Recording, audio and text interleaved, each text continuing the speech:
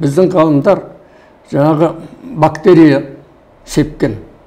Соны пайдаланған кезде, мысалы, бордақылаған малға берген кезде, олардың салмағы көбейеді. Генетический потенциал дейді, генетикалық. Генетикалық. Малда бар. Соны біздің осындай шаруашылықтарда 40-60% пайдаланады. Үлкен шаруашылықтарға кетеді, жаңағы холдинг дейма, сельскохозяйственный производственный кооператив дейма, солардың малдары мыңдап саналады. Ақтөбе облысында бір район бар. Яғни микроэлемент никель деген көп. Бүкіл Совет өкіметі біздің Қазақстанның жаңағы Қазақсил деген пайдаланатын. Қышқылдығы pH дейміз. Қышқылдығы pH. 3-ке дейін төмендеп кетеді. Қазір биосил пайдаланғанда 4-2. Жай жарлаған сүрлем, мынандай сүрлемге жете алмайды.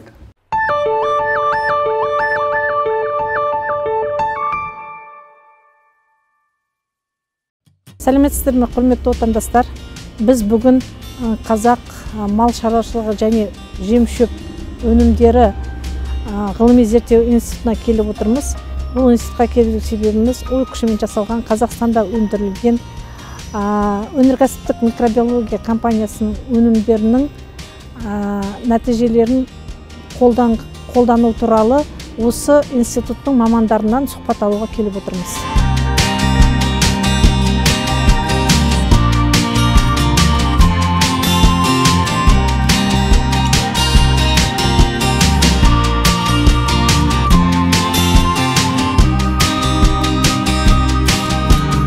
Біз бүгін қазақ мал шаруашылығы және жем-шөп өндіру ғылыми зерттеу институтына келіп отырмыз.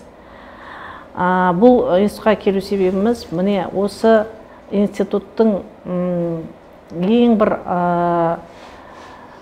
ғалымдарының осы әйгілі тек қана Қазақстанға емес және басқа да мемлекеттерге әйгілі осы институттың ғылыми кеңесшісі Марат Айдарұлы Кенеев мырзамен сұхбат алуға келіп отырмыз. Сәлеметсіз бе, Марат Айдарұлы? Міне біздің сіздерге келу себебіміз қазіргі жағдайда біздің Қазақстанда жаңа мал шаруашылығы біртіндеп дамып жатыр. Оның ішінде жаңағы бордақылау жағынан, мал азығын дайындау барысында, сондықтан сізге қоятын бірнеше сұрағымыз бар еді. Бұл сұрақтардың барлығы жаңағы шаруашылықтардың көкейінде жүрген сұрақтар. Қазіргі таңда өзіңіз білесіз, бұрын Совет үкіметі кезінде арнайы бордақылайтын комплекстер болатын.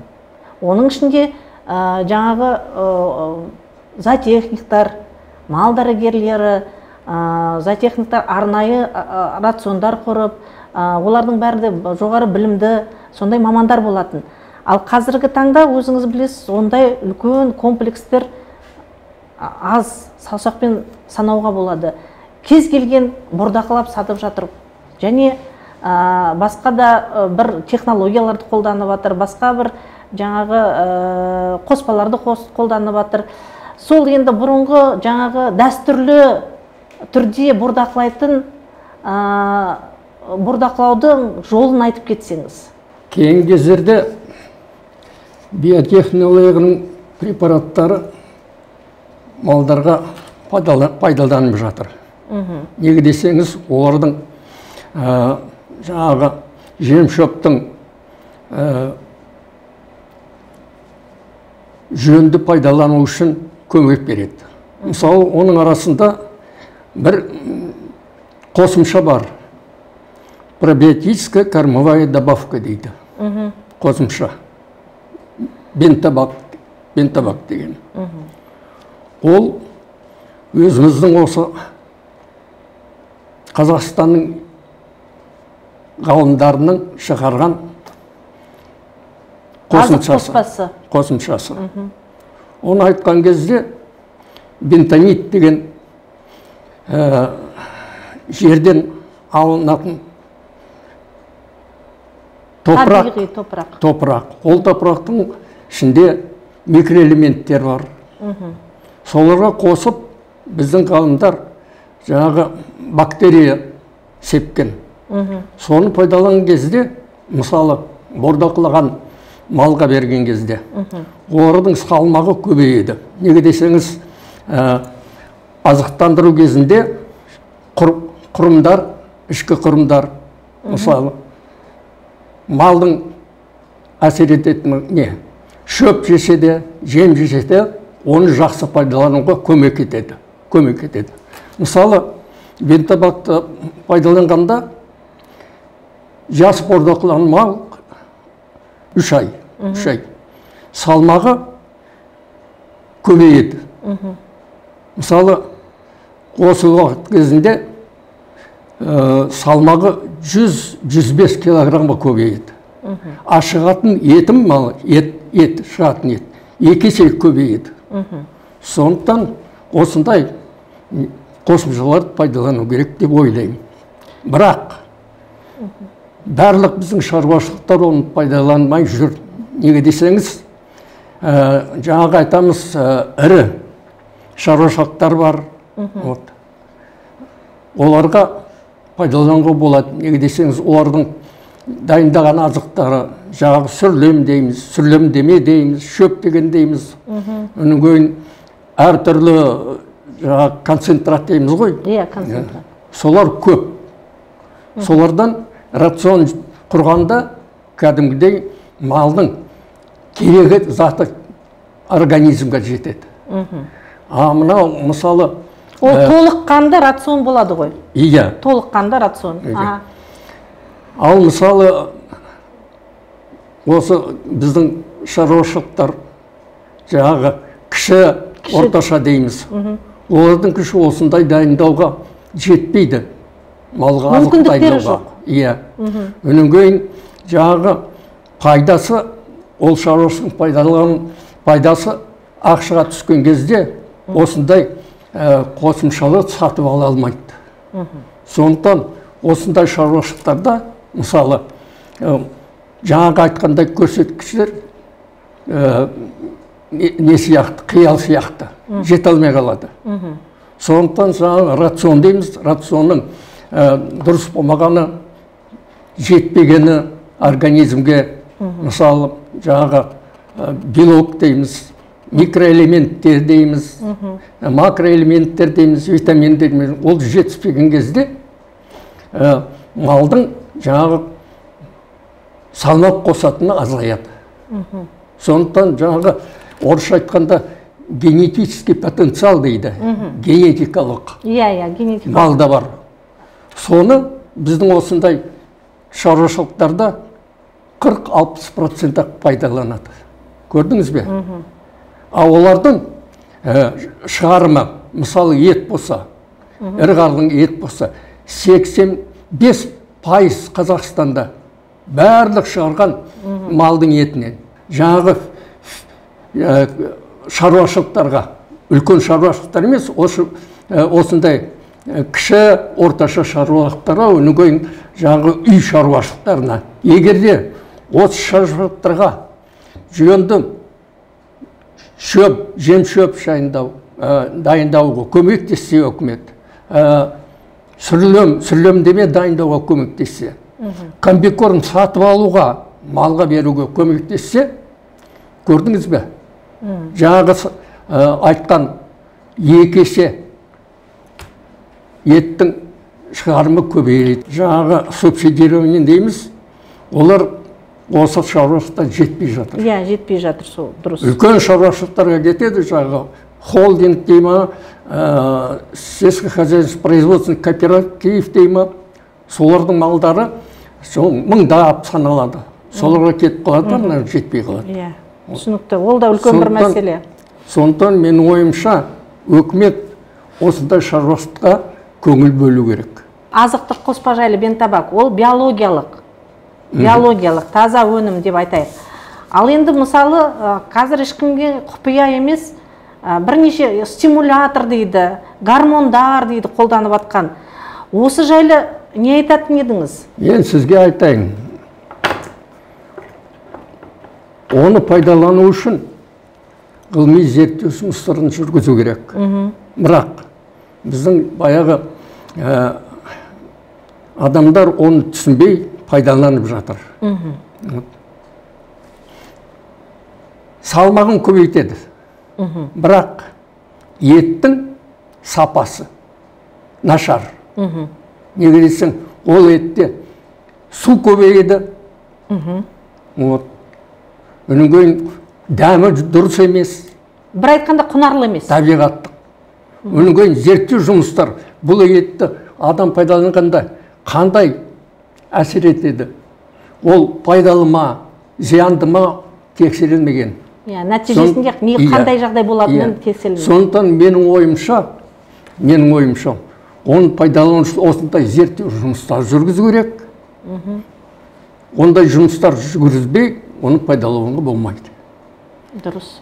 Егер де одан басқала қосымшалар айтсақ, мысалы, жаңағы микроэлемент, макроэлемент дейміз.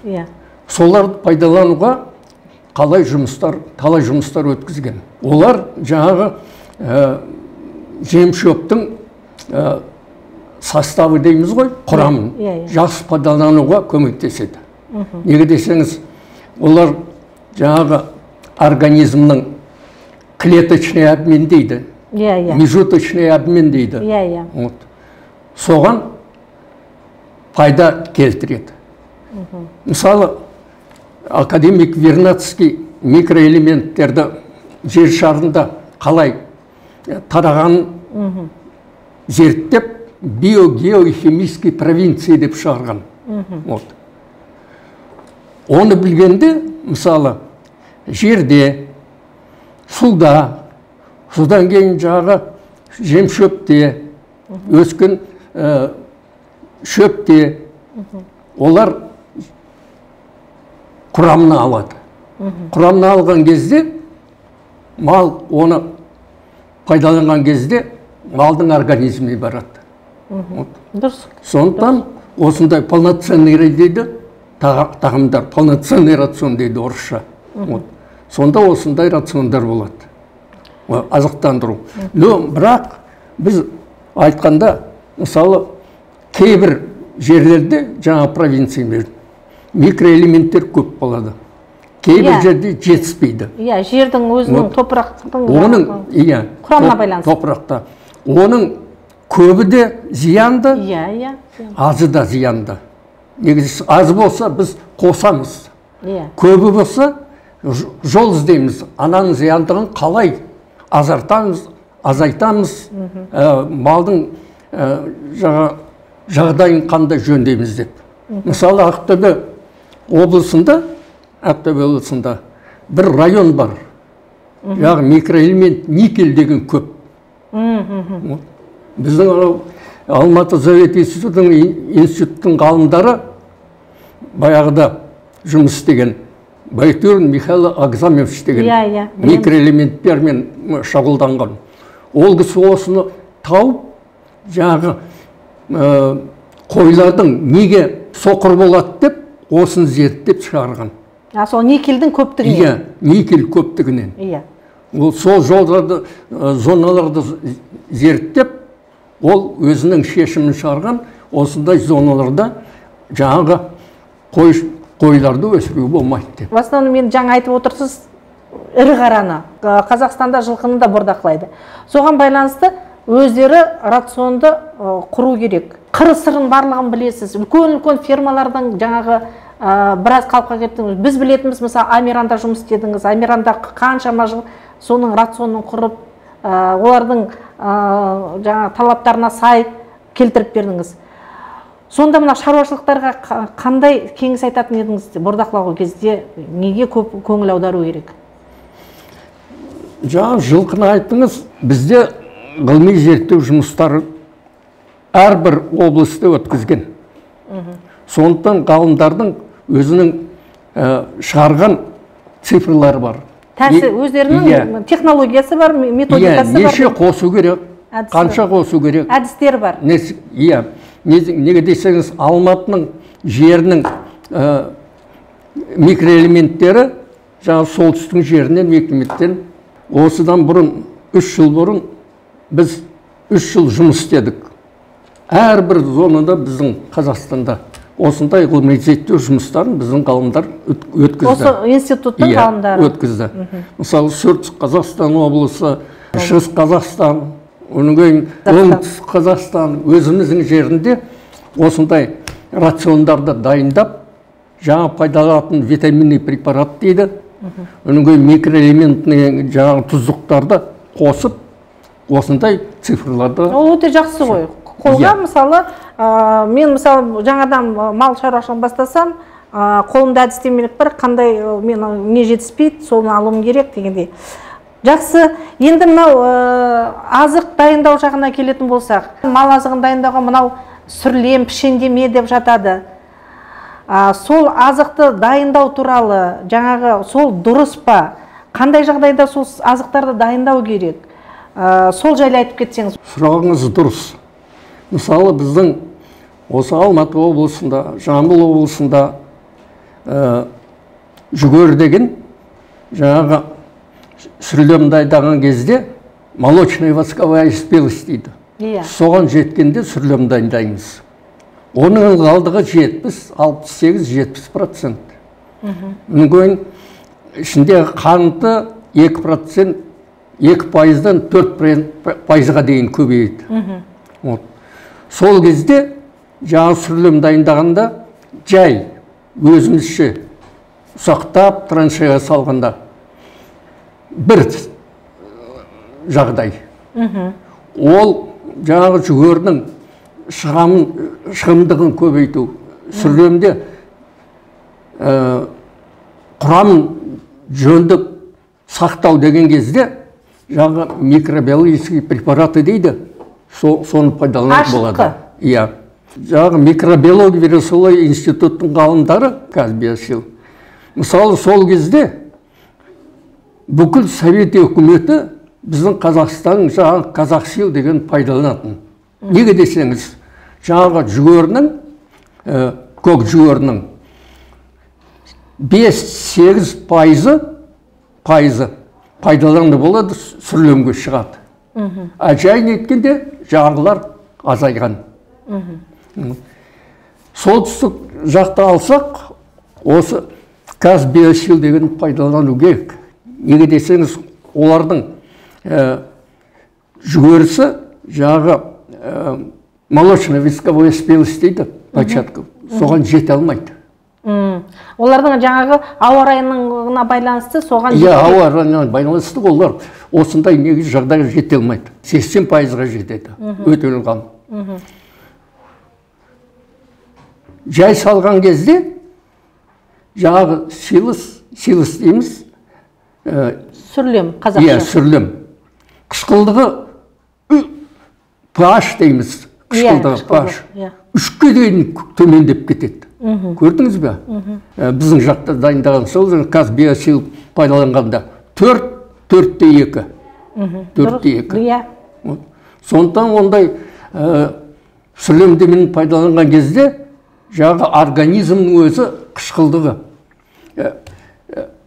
обмен веществ дейміз ғой, соған әсер етеді. Ол әсер еткенде пайдасы болмайды. Неге десеңіз, берген жем-шөптің, рациондың құрамын мал жөнді пайдаланмайды. Мен ойымша, мысалы, солтүстік, Ақмола, Шығыс Қазақстан шаруашылықтары осын пайдалану керек. Неге десеңіз, жай жарлаған сүрлем, мынандай сүрлемге жете алмайды. Құрамымен де жаңағы малдың азық беретін әсер етуі азаяды. Жаңа айтып кеттіңіз, неде Байсерке Агро, оның кейін біздің жаңағы Амиран деген шаруашылықтар. Олар галштин сиырларына пайдаланады, осындай сүрлем дайындағанда. Мысалы, сіз екеуміз талай кездестік ол шаруашылықта. Сіз келесіз де жаңағы менімен бірге қарап, жүгерінің дайындығын көріп, оның кейін жаңағы дозасын айтасыз, осылай ету керек. Олардың жаңағы сүрлемдері бірінші класс болып шығады. 1 килограммында, мысалы, 1 килограммында жаңағы белок дейміз ғой, ол 22-24 грамм болады. Жай сүрлемде 16-18. Қолданбағанда. Иә. Бір сөзбен айтқанда, сүрлем жасағанда, сүрлем ашқысын қолданған дұрыс. Дұрыс. Оның көмегі бар. Өнен кейін мен солтүстік 1,5-3 сантиметрге дейін. Ана жақта оны біз көбейттік. Иә, ол сондықтан. Иә, ұзындығын көбейттік. 5-7, кейбірде 10 сантиметрге дейін. Негдесің ылғалдығын қарап, 80 ылғалдығы 80% болатын болса, сол 5-8. Одан көбірек болса, уже 10-ға дейін жеткізуге болады. Иә, сүрлем дайындағанда 12-ге дейін.